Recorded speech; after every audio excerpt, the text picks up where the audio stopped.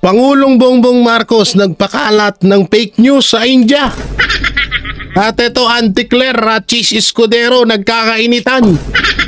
Naku po. At muli pong nag-iiyakan ng ang mga anti-Duterte, kahit papaano iisa-isahin po natin sila, ha? Baka sakaling, syempre wala namang pumapansin, hindi pansinin natin. Pansinin na natin eh. Wala rin naman. Ganun din naman.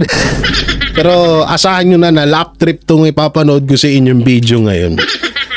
No? Grabe, no? Talagang etong si Pangulong Bongbong Marcos ay nagpapakalat ng fake news sa ibang bansa. Dapat ipatawag to ng Tuadcom. Oo, dapat pinapatawag to ng Tuadcom. Ba't pangit to ito, isa kang presidente, magpapakalat ka ng fake news sa ibang bansa. At etong sinabi ni Marcos Jr. ay parang nilalaglag niya po ang kanyang pinsan. Kasi ang sabi ng pinsan niya ay yung impeachment kay Vice President Sara Duterte ay hindi mapatungkol sa personal na buhay. So bakit ito parang umiiyak at nagsusumbong etong si Marcos Jr. sa ibang bansa na gusto daw siyang ipapatay ni Vice President Sara Duterte? Bakit buhay ka pa ngayon? Ba't kaya ganun, no? Yung mga sa totoo lang, maraming mga nagsasabi niyan eh. Mga, gusto ko ipapatay ng mga Duterte, gusto nila ako patahimigin. Ba't buhay pa kayo? Ano yan, pusa? May treseng buhay?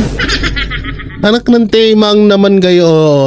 Ang pinakamalapit dito ay isang presidente ng bansang Pilipinas na nagpapakalat ng fake news sa ibang bansa. At ang masama pa dito, nagsumbong siya na parang bata. Weak talaga ang putik. Nagsumbong sa Mumbai. Tulungan mo ako, India. Pautang mo Mumbai. Pautang nga 5-6 sa Pilipinas. Libre. Hindi na kayo magbabayad ng tax. So, bago muna yan, dito muna tayo. Ito. Dito muna tayo bago dun sa ni President Bongbong Marcos. Dito muna tayo sa mga nag-iyakan, ha? Game. Sa pag-archive ng Senado sa impeachment complaint laban kay Vice President Sara Duterte, binatikos ng ilang senador ang Kamara. Kasang naghain ng reklamong tinawag na unconstitutional ng Supreme Court. Kadiri ng mga senador kung may tuturing bang patay na ang impeachment complaint, patay na. Maaari pang patay na talaga. Yan ang tinutukan ni Sandra Aguinaldo. Okay. Mr. President, I respectfully move that the impeachment complaint be dismissed. Inayos na ng Senado ang wording ng motion para sa pag-archive ng impeachment complaint laban kay Vice President Sara Duterte nang subukan pa ni Senate Minority Leader Tito Soto na pigilan ang botohan. Nagmotion siyang ipagpaliban muna ang desisyon habang may nakabinbin pang motion for reconsideration sa Supreme Court. Pero tinanggihan ito ng nakararaming senador kaya natuloy ang botohan. My God, have mercy on your decision. Ito, promise, ito may sabihin ako about kay Tito Soto. Etong issue na to ang nakasira sa pangalan ni Tito Soto. Promise ho yan. Alam nyo, talagang lagi ho itong nangunguna at aminado tayo, ang Itbulaga ay namin rin naman talaga natutulungan. At hindi rin madamot ito si Tito Soto sa pagdating sa pagtulong. Aminado po ako dyan dahil kilala ko ho ito eh. Ang lang ho dito, yun nga, talagang nasira yung pangalan niya dahil ho dito. Hindi ko alam kung bakit, kung anong dahilan, pero alam ko naman din na kasi ang katwiran ng mga senador na kaya maraming bumoto doon na ma-dismiss yung impeachment na yan. Kasi unang-una, ang daming priority na dapat unahin. Ba't mas pina-priority yung impeachment na yan? Unat sa poll pa lang, may may mali nang ginawa.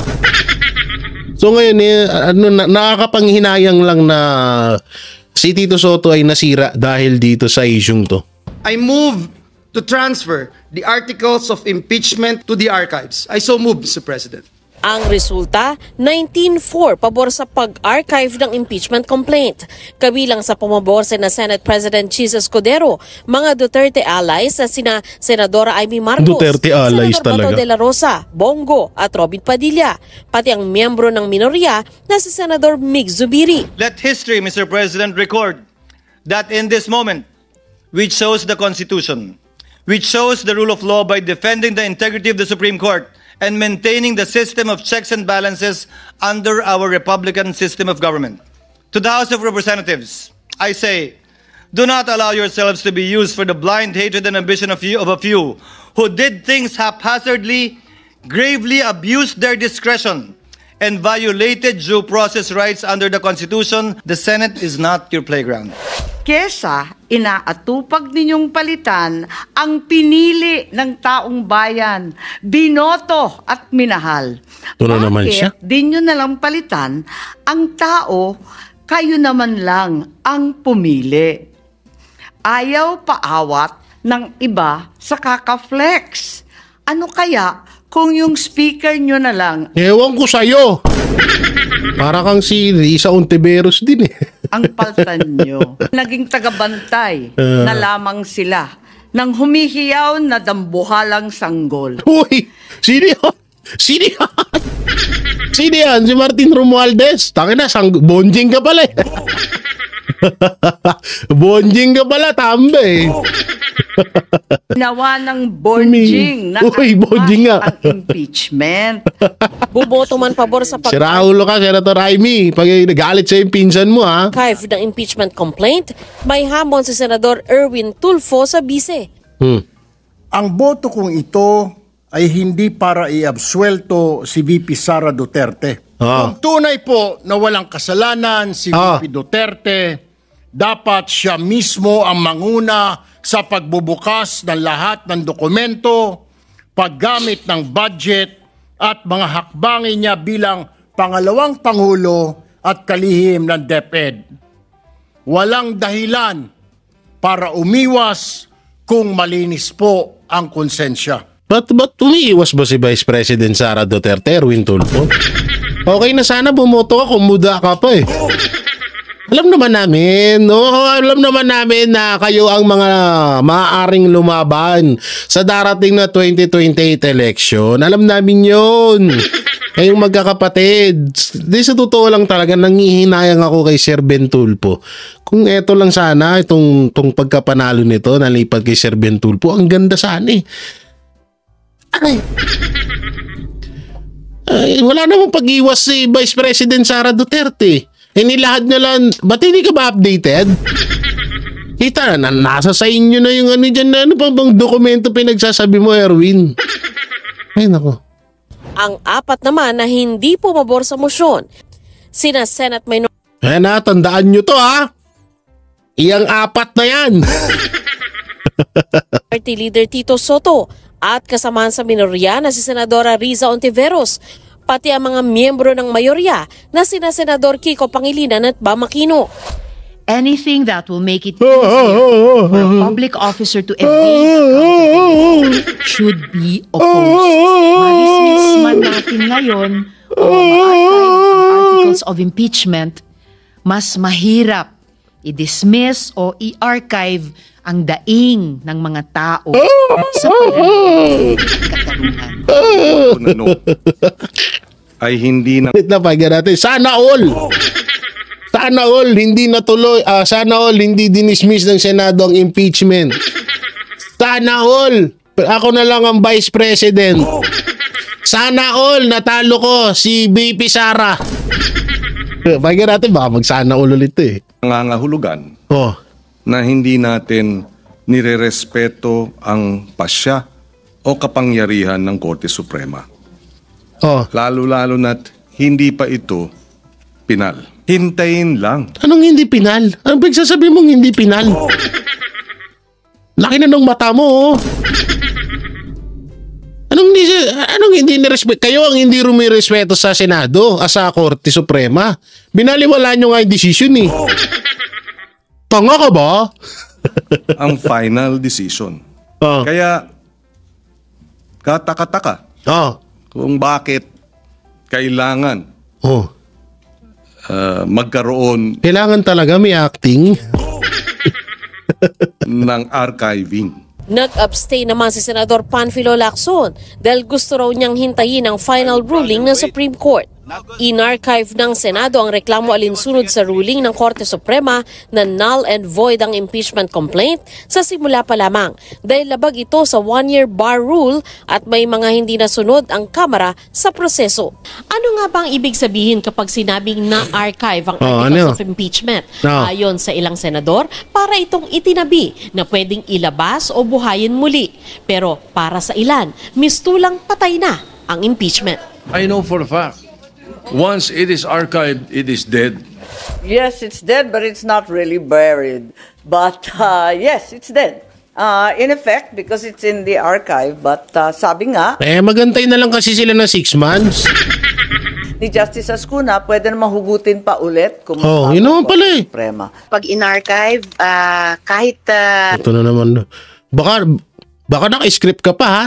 Hindi pa Kaperanggot lang yung sasabihin mo ha? napakahirap ilabas sa archives. Kailangan pa mag-majority vote. Pag sinabi ng Korte Suprema, we are reconsidering the decision. Di bubuhayin uli. Tama. Simple naman nun eh. Diba? Totoo. Palakpakan, Senator Marcoleta. Hindi, totoo naman yun eh. At least, diba, ito yung patunay na sumusunod ka sa Korte Suprema sa kataas-taasang hukuman. Diba? Napakalinaw. Kapag kapag nagdesisyon ulit ang Supreme Court, nabuksan ulit to, buhayin ulit to, susundin ng Senado. At least yun, maikitaan mo ng pagrespeto sa desisyon ng Supreme Court. Wala silang magagawa doon. Hindi nila pwedeng kontrahin yun. Ito, Paul, ayoko po ng impeachment na yan. Dahil mas marami pa pong pwedeng pag-usapan ng Senado kaysa dyan sa impeachment na yan, putangin lang yan. Hindi naman deserve ni Vice President Sara Duterte ang impeachment na yan. Dahil mas deserve pa nga ni Marcos yan. So eto, napakasimple lang po ng sinabi ni Senator Marcoleta na saan yan? Korte Suprema, we are pag sinabi ng Korte Suprema na we are reconsidering iba basa ko the decision, di buhayin ulit. Napakasimple naman. Totoo. Pag sinabi ng Korte Suprema na yung archive nyo na yung ginawa nyo sa impeachment, pag-usapan nyo ulit yan. Susunod, natural na sumunod ang Senado dahil Supreme Court po yun. At yun po ang nagpapakita ng respeto. Uulitin ko po, kataas-taas ang hukuman, dapat mo sundin yan. Halimbawa, sample lang. Dinisisyonan ng Supreme Court na i-impeach or pinaburan nila impeachment kay Sara. Wala tayong magagawa doon. Supreme Court ho yun eh. Diba? So ano man desisyon ng Supreme Court, kailangan nating sundin kasi ngayon, kaya nga tinawag na Supreme Court. Ano ba yan? Ang hirap yung ano ba yan? Ang hirap ng paintindihin sa mga tanga, no? Considering the decision. Di bubuhayin uli. Napakasimple naman nun eh. Para sa GMA Integrated News, Sandra Aguinaldo, nakatutok, 24 oras. Ito naman yung ito naman yung mga nag-iyakan, ha? Oo. Ito, lap trip to. Kinwestiyon ni House Speaker Martin Romualdez sa kanya'y pagmamadali ng Senado sa pag-archive ng impeachment case ni Vice President Sara Duterte. Lalo't hinihintay pa ang desisyon ng Korte Suprema sa apela ng Kamara. Sinagot din niya ang mga batikos na ibinato sa kanya at sa Kamara ng mga senador. Nakatutok si Tina Panganiban. Kaya kagulo-gulo na. Proposal of Senator Marcoleta. Sa ginawang pag-archive ng Senado sa impeachment, sabi ni House Speaker Martin Romualdez, inilibing daw ng Senado ang Articles of Impeachment laban kay Vice President Sara Duterte. Sabi ni Romualdez, hindi raw ang paghahain ng impeachment ang minadali, kundi ang paglilibing nito. Yan daw ay kahit pa hindi pa pinal ang desisyon ng Korte Suprema na nagsabing unconstitutional ang Articles of Impeachment. Sabi ni Romualdez, aktibo pa ang kaso at hiningan pa ng Korte ang mga respondent ng kanilang tugon sa motion for reconsideration na Atat na atat maging Vice President ng New Dipunggol. Atat na atat ka maging vice president, ha? Bakit? Natatakot ka na bang makulong doon sa mga budget na pag-uusapan sa Senado?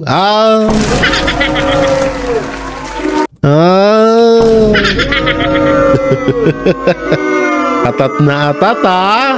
Hain ng Kamara. Pero pagpuna ni Romualdez, binato raw sila ng mga personal na pag-atake at akusasyon at pangmamaliit sa kanilang constitutional duty. Ngayon, pag kayo gumagawa niyan, wala kayong hindi nyo naiisip yan. Nung kayo yung bato ng bato mapatungkol sa personal na nga yung ginagawa nyo, mas masahol pa nga eh.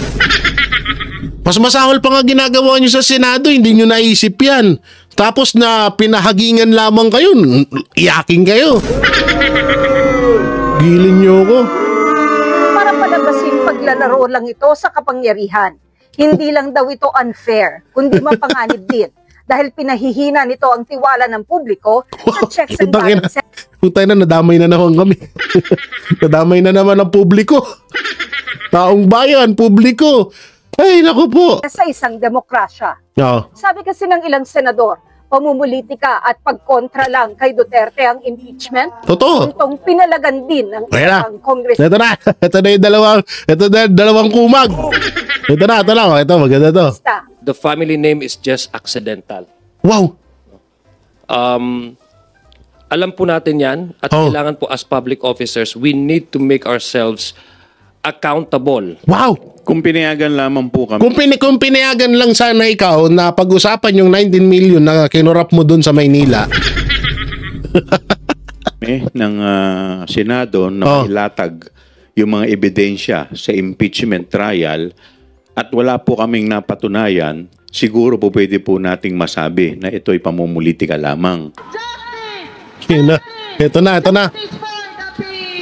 Daming tao ah. Ano yan? 1, 2, 3, 4, 5, 6, 7, 50? 50. Guys, 32 million ang bumoto kay Vice President Sara Duterte para maging vice presidente sa bansang Pilipinas. Ang gusto ng impeachment, 50. Ang pag-archive ng Senado impeachment complaint, sinalubong ng mga protesta ngayong araw. Kawawa naman to. Binatikos din ng ilang mambabatas. Laila de Lima, wala kang tulog. Puta yung tsura yan, oh. Alam mo, Laila, pwede ka nang tawag dito, pwede ka nang pumalit na ikaw na lang yung actor dun sa Conjuring. Kamukha mo lang si Annabelle, pilatanda lang eh. Ay, naku po, kawawa naman to. Stress na. Si Queen Saba, stress na. Ang ginawang ito ng Senado. Bakit sila nagmamadali? Hindi po ibig sabihin dahil immediately executory, final na. Kasi nga, meron pang motion for reconsideration. Ay, puto. Ay, nakakatakot. Ay, baka mga gato. Ay, ba't walang tali? Talian nyo to. Naku po, pag yan nangagat, naku po. Times 30 ng rabies niyan. Andito ka rin pala ka?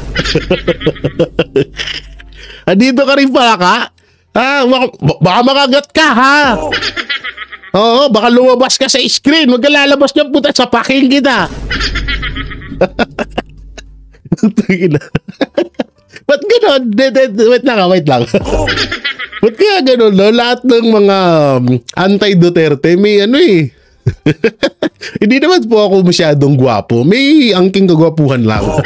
pero alam mo yun, pag yung mga anti-Duterte, yung mga vlogger, ng mga loyalista, muntanga, mga dugyot, mga hindi naliligo, eto naman may kanya-kanyang ito gustong mangagat oh.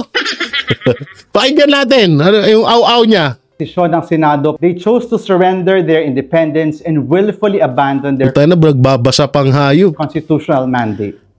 Today, the Senate decided to become a Duterte Senate. These senators... ito yung sinasabi ko kanina na pumalit kay Franz Castro. Ito na, mas bata. Down in our Philippine history as cowards, mga senaduwag. Matapos Oh. Ngayon, ibabalik natin yung sinasabi kanina ni House Speaker Martin Romualdez na pinapasaringan daw sila ng Senado. Eto nga, lala tinasin ng mga senaduwag daw. Pangbabastos. Ito talaga pangbabastos. Uy,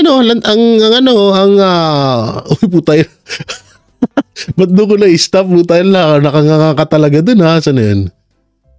Sana, Uy, putong na. Nag-Sibyo pa ang hayop. To surrender their independence and willfully abandon their constitutional mandate. Today, the Senate ang hirap pala magsalita pag ang hirap pala magsalita pag nakangiwi yung baba mo.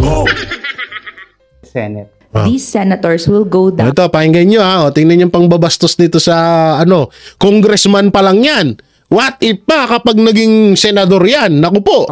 In our Philippine history as cowards, mga senaduwag. Senaduwag, di ba?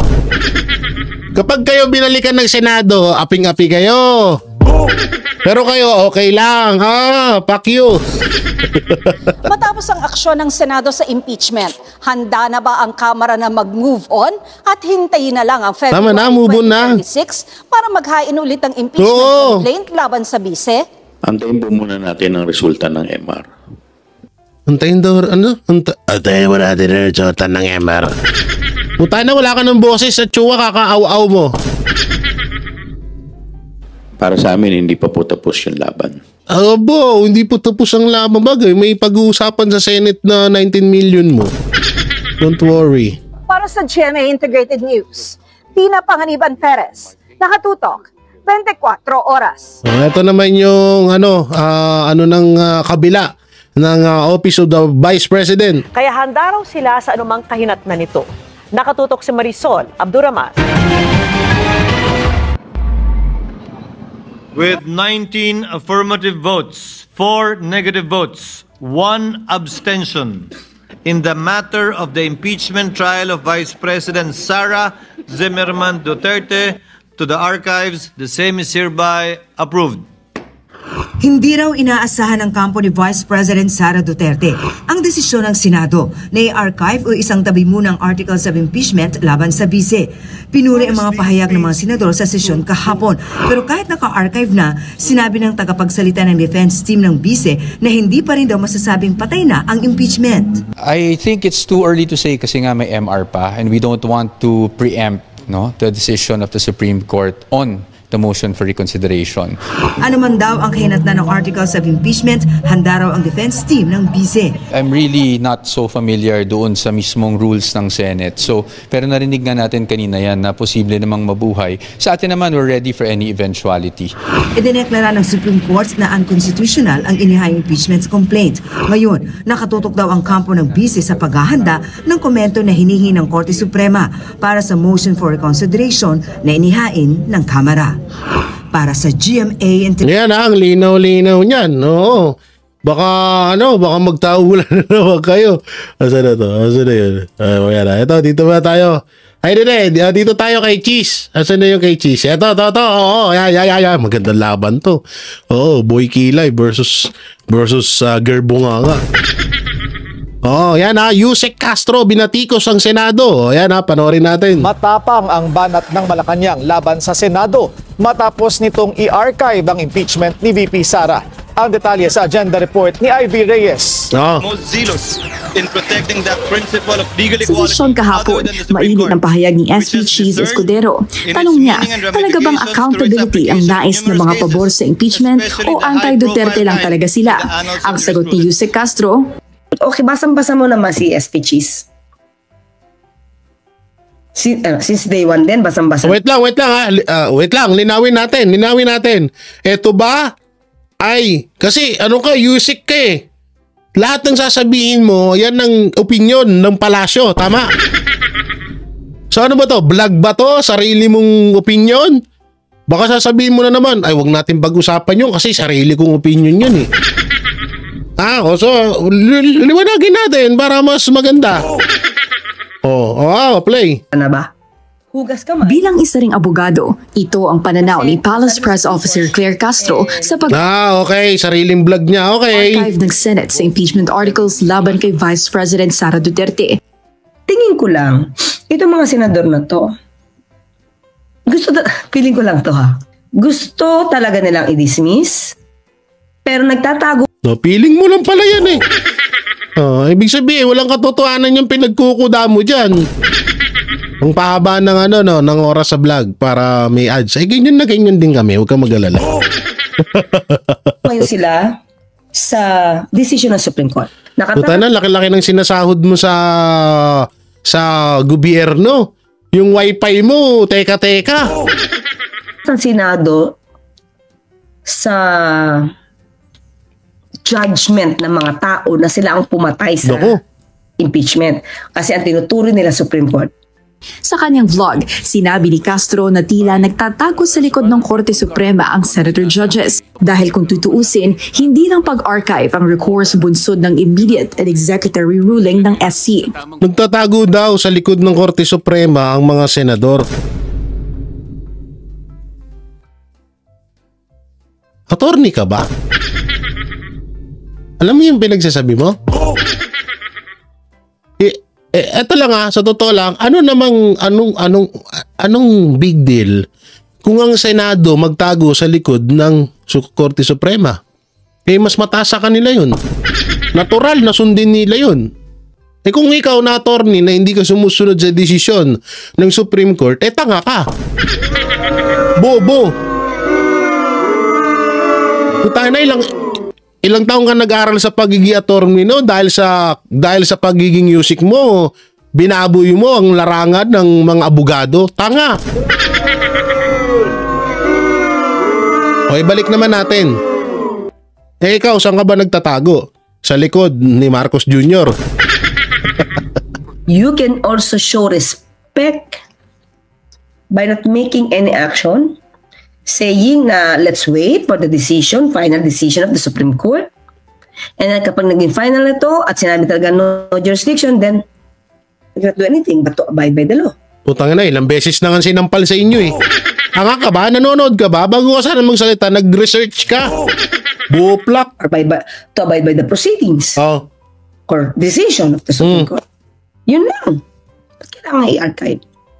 Giit din ni Castro, hindi dahil... di sana tumakbo kang senador. Putay na, ba't ka kasi nag-usik lang? Dapat senador ka na.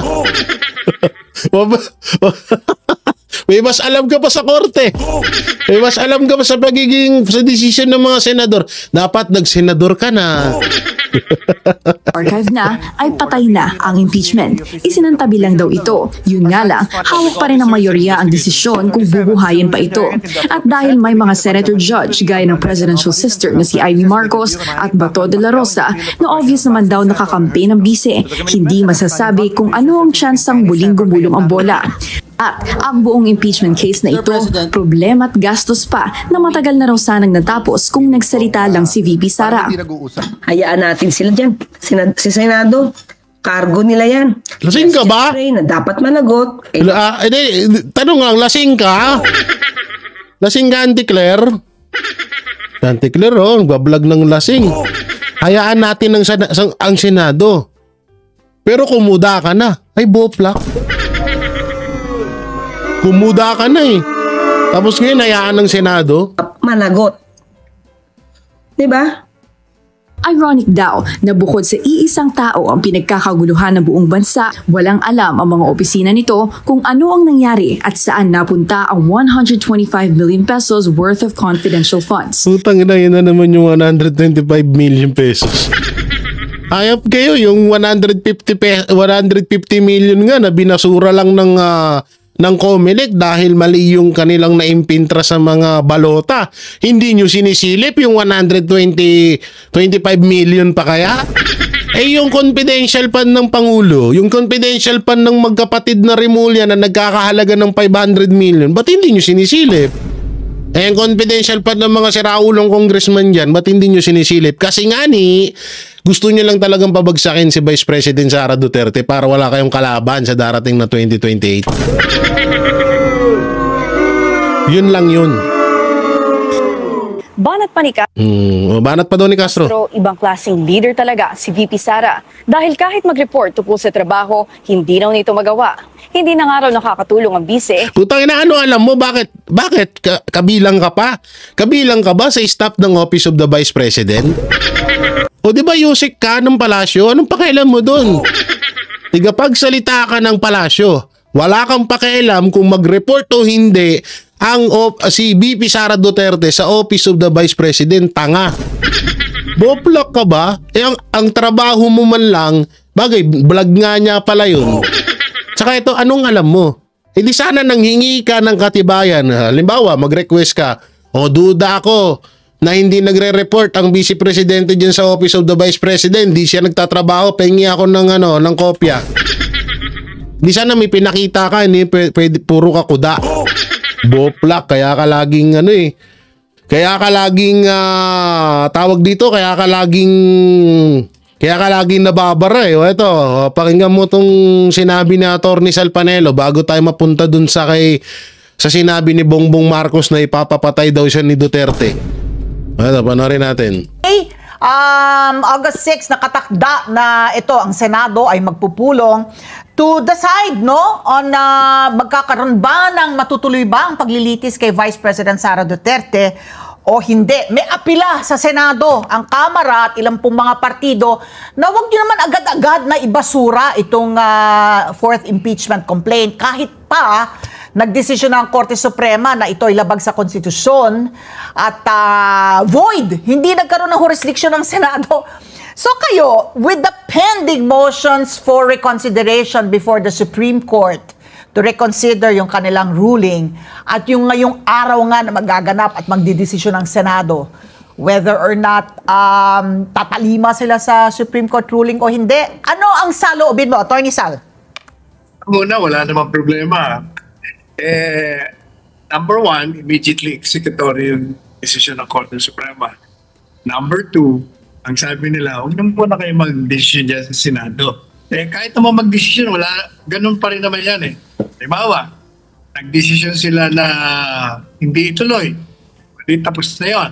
Pag nagsabi ang Korte Suprema na granted yung motion nila, pwede naman uling ituloy ng Senado. Kung hindi na yun naman, gano'n na rin. Talagang hindi natuloy.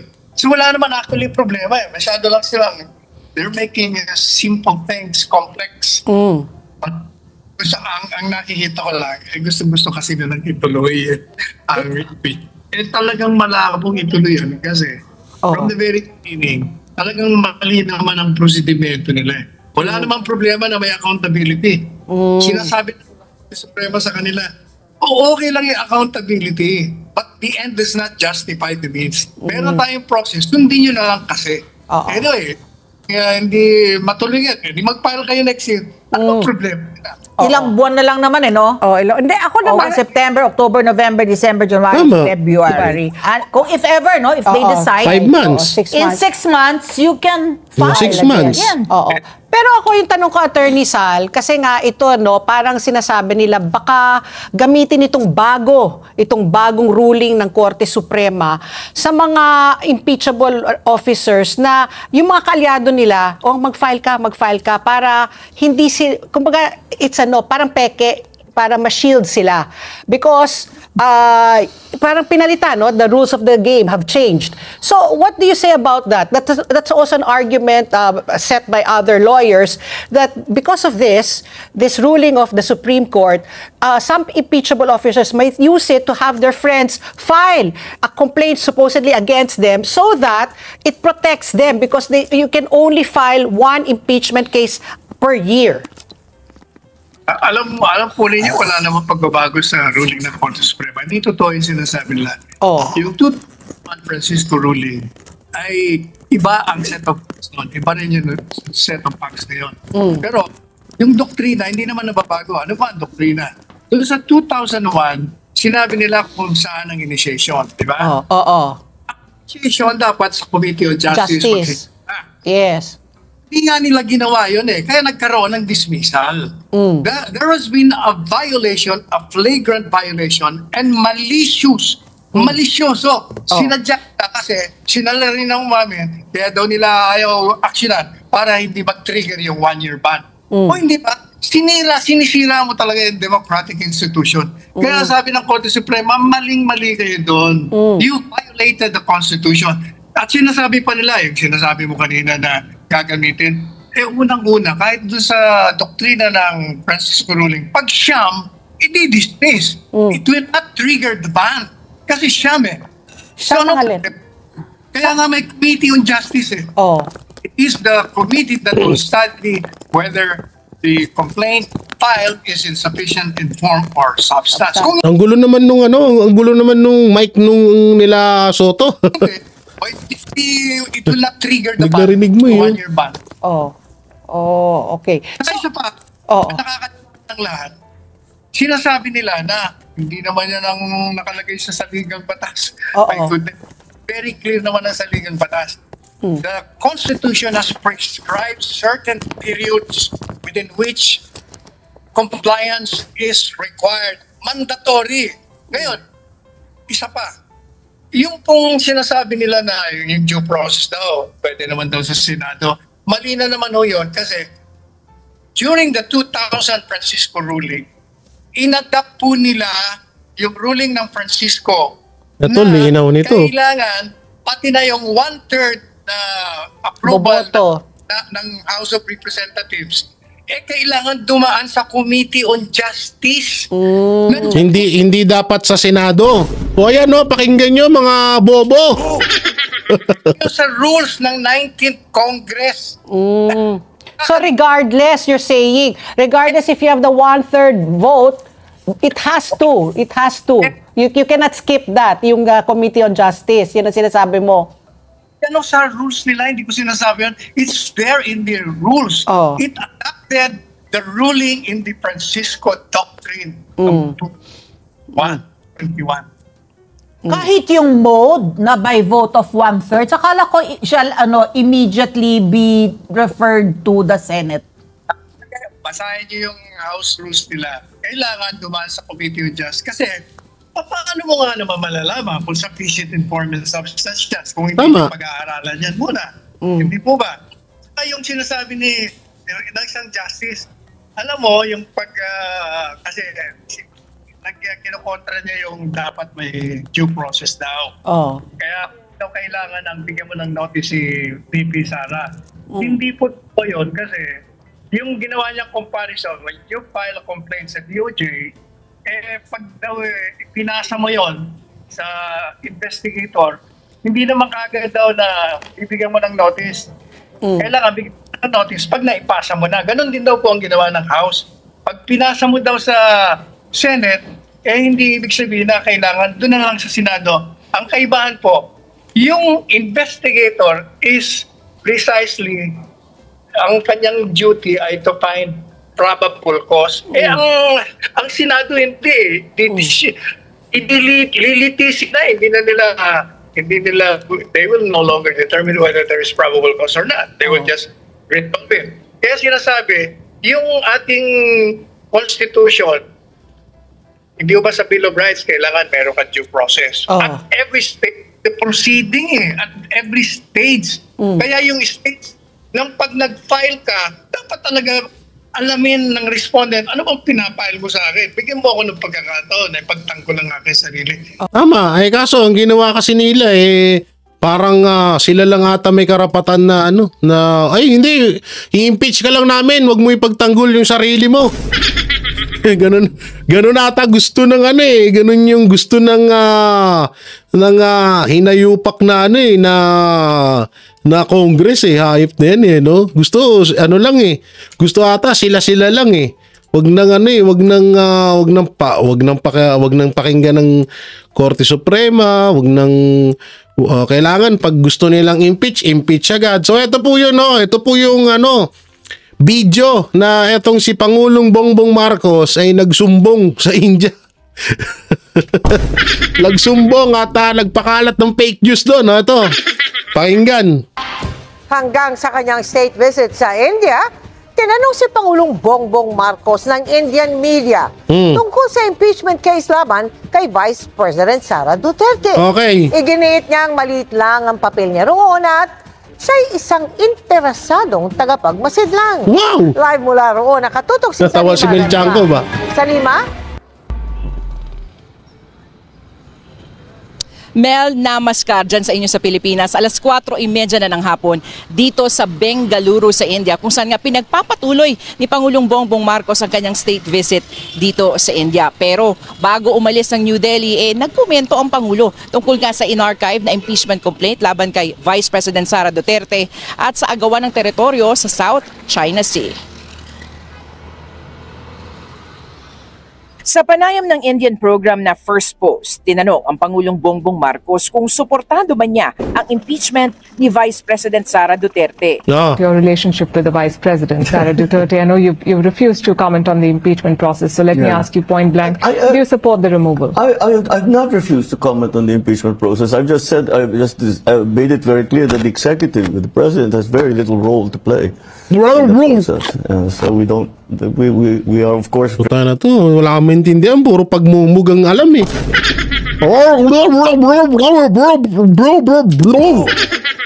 Ayusin yung English eh, puta nakakahiya ka. Very interested parties, very interested observers, but it doesn't go beyond that. Tinanong rin ng Pangulo kung naniniwala siyang may kakayanan si VP Duterte na isagawa ang isang assassination plot laban sa kanya. The charge against her to hatch an assassination plot, you worked with her. Do you think she's capable of something like that? Oh. I don't know. But I'm really not in a position to say what that's about. But you have to be careful. But then in my position, there always is some kind of threat. And we take them all very seriously. Sa harap naman ng mga negosyante, Ako naiintindihan. Ano yung Cersei? Pinaintindihan ko lang Cersei. mambabatas, akademya at mga miyembro ng Observer Research Foundation sa New Delhi, sinabi ng Pangulo na may mga pilit na pinapalabnaw ang usapin ng agawan ng teritoryo sa South China Sea. The complex issue of competing claims in the South China Sea has for years been unfortunately and simplistically reduced to the South China Sea disputes. South claims were all equal. The South China Sea. The Soul.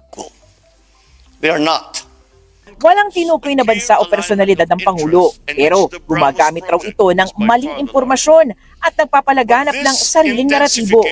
Ayon pa sa Pangulo, kailangan raw naaayon ang... Ayan diba?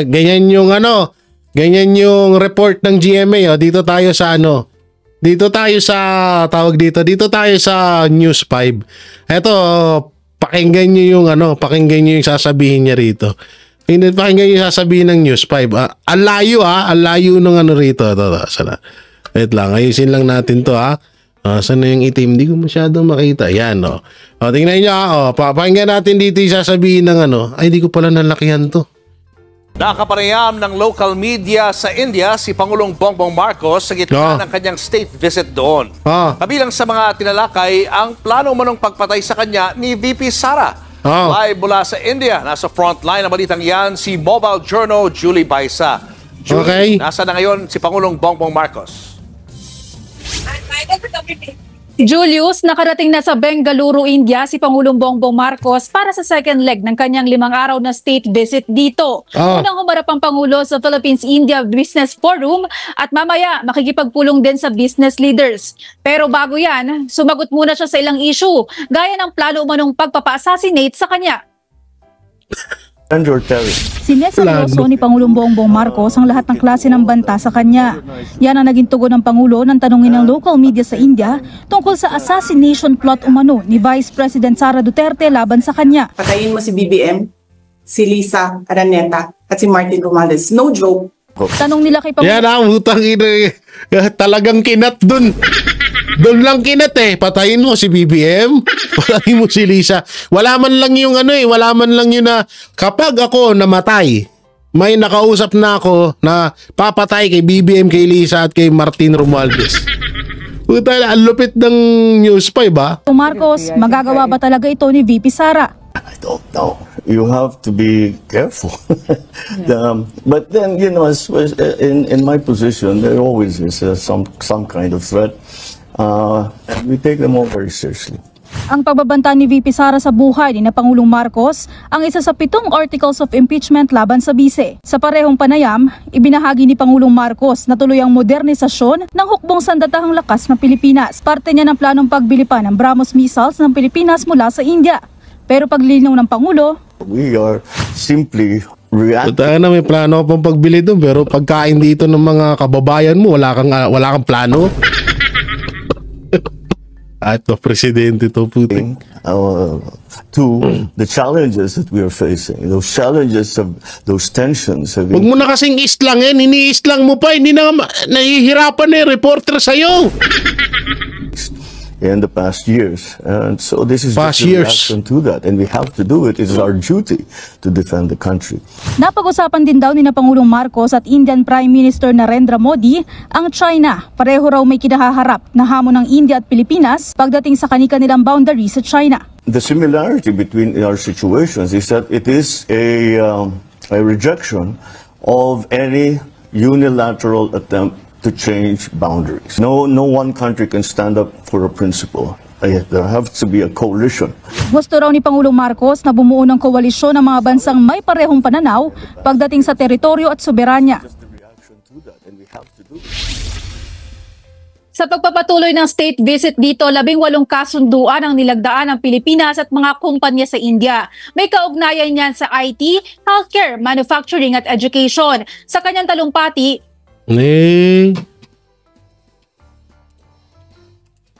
Yana natin. Sabay ganun no? Yana natin. Ay, naku po. So yun, nagsumbong nga si Bongbong Marcos sa ibang bansa. Ay, nagsumbong ka sa India. Unang-una wala namang hindi nga pinaboran ng Supreme Court yun unang-una kapag gumamit ng katagang kapag ako'y pinatay or ipinapatay or namatay, patayin mo din sila. Ganon yung saktong pagkakasabi ni Vice President Sara Duterte. Doon kanina sa video ng Frontline, tawag dito putol. Sinakto lang nila din mismo dun sa ang galing talaga, no? Hindi halatang against ang mga media sa Duterte. Hindi. Wala. Hindi ko nga napansin So yun mga banateros, mga kabiyaya, nung may kukomento nyo sa abangan natin yung sagutan nitong ni Chis Escudero at Auntie Claire. At eto, yung ano pong may kukomento nyo po sa pagsusumbong, pagpapalaganap ng fake news ni Pangulong Bongbong Marcos sa India na ipapapatay daw siya ni Vice President Sara Duterte. So comment nyo lang po dyan sa baba. At syempre, don't forget to like, share, comment, and subscribe sa ating YouTube channel. Paipindot na lang din po yung bell button para lagi kayong updated sa ating mga video araw-araw. So maraming salamat. Ingat po kayo palagi. God bless and peace. And bye-bye. Yan ang Banateros, walang inuurungan. Pag tama palakpakan, pag mali ay babanatan.